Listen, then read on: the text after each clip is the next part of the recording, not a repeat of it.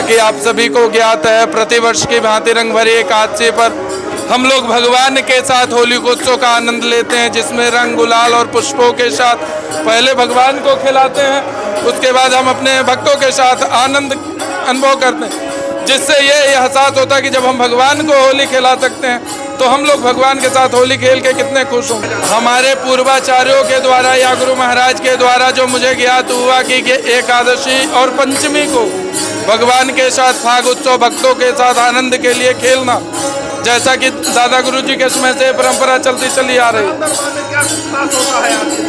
अब खास तो कलाकारों के द्वारा अपनी अपनी भाव की प्रस्तुति है और जो भी उनका मन का उद्गार होता है वो प्रकट करके भगवान को रिझाते हैं। हम सभी सनातनियों को कहेंगे कि रंग की होली के साथ अपने मन के द्वेष को भी मिटा दें।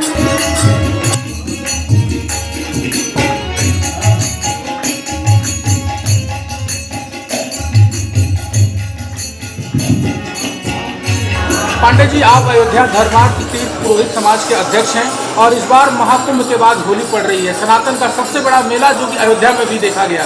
तो होली पर क्या तैयारियां रहेंगी, क्योंकि कल से रंग भरी एकादशी की होली शुरू हो गई है, तो आपकी तरफ से क्या क्या रहेगा?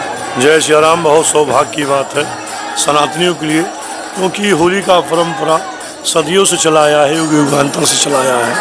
और जिस प्रकार से जग में सुंदर हैं दो नाम, चाहे कृष्ण कहो या राम, बरसाने की होली हो चाहे अयोध्या की होली हो, सीताराम जी की होली हो, तो अयोध्या में एकादशी से जो है रंग भरी एकादशी से प्रारंभ हो गया है होली।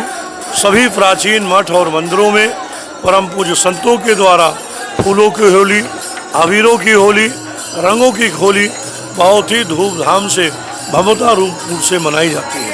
आज की बात बहुत ही गर्मामयी है, क्योंकि जिस प्रकार से राम जन्मभूमि भव और नभ बन करके तैयार हो गया है, तो इसमें लाखों की संख्या में श्रद्धालु अयोध्या पधार रहे हैं। उनके सम्मान को देखते हुए और अपनी मर्यादा को देखते हुए श्रद्धालुओं के ऊपर भी अबीरों का, रंगों का छिड़काव किया जाए मर्यादा पूर्वक। जो राम जन्मभूमि तीर्थ क्षेत्र ट्रस्ट ने भी अपनी होली की तैयारियां पूर्ण रूप से जगह जगह कराया है। तीर्थ पुरोहित भी अपनी होलियों की तैयारियों में लगा हुआ है।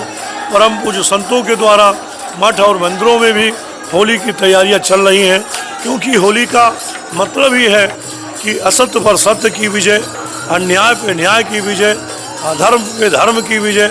जिस प्रकार से हिरण्याकश्यप ने अपने पुत्र भक्त प्रहलाद को परास्त करने के लिए, परमात्मा को असत्य बनाने के लिए, वह होलिका उसकी बहन थी, होलिका को अग्नि में बैठा करके जो है भक्त प्रहलाद को गोद में बैठा दिया कि सत्य हो जाए।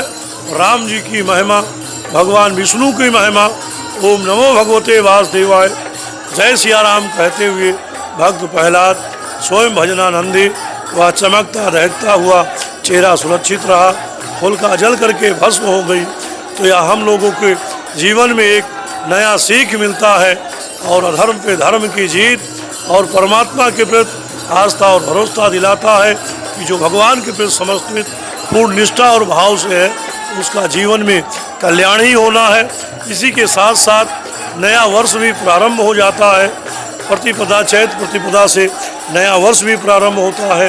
होलिका दहन के बाद से ही पतझड़ सावन बसंत बहार, तो बसंत का माहौल, बसंत का मौसम चल रहा है। प्रकृति भी दर्शाती है हम सभी को, क्योंकि धूल भी इस छोर से उस छोर चले जाते हैं, नए वृक्ष भी नए पत्ते उगाते हैं, पुराने झड़ जाते हैं। तो ऐसा प्रकृति भी हम सबको दर्शाता है कि नया वर्ष प्रारंभ हो चुका है। तो हम सनातनियों के लिए यह होली का पर्व बहुत ही महत्वपूर्ण अयोध्या में मनाया जा रहा है। इसी के साथ राजेश महाराज, अध्यक्ष अयोध्या तीर्थ पुरोहित, अयोध्या धाम, जय सिया राम।